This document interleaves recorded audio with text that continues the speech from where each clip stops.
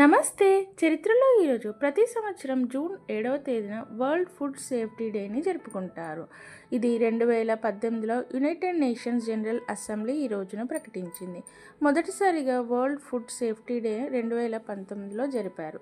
ఈ దినోత్సవం యొక్క ముఖ్య ఉద్దేశం ప్రజలకు సురక్షితమైన ఆహార ప్రాముఖ్యతను తెలియజేయడం, కలుషిత పదార్థాల వల్ల వచ్చే ప్రమాదాలపై అవగాహన కల్పించడం.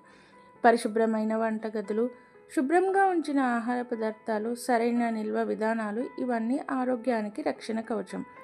ఆరోగ్యంగా ఉండాలంటే కల్తీ లేని ఆహారమే మొదటి మెట్టు. కల్తీ లేని ఆహారం కోసం ఆర్గానిక్ పద్ధతిలో పండించిన పదార్థాలు తీసుకోవడం, ఇళ్లలో స్థలాలు ఉంటే టెర్రస్ గార్డెన్లను పెంచడం ద్వారా పండ్లు, కూరగాయలు, ఆకుకూరలు పండించి వాటిని తీసుకోవడం ద్వారా మన ఆరోగ్యాన్ని కాపాడుకోవచ్చు. మన ఆరోగ్యం మన చేతుల్లో ఉంది.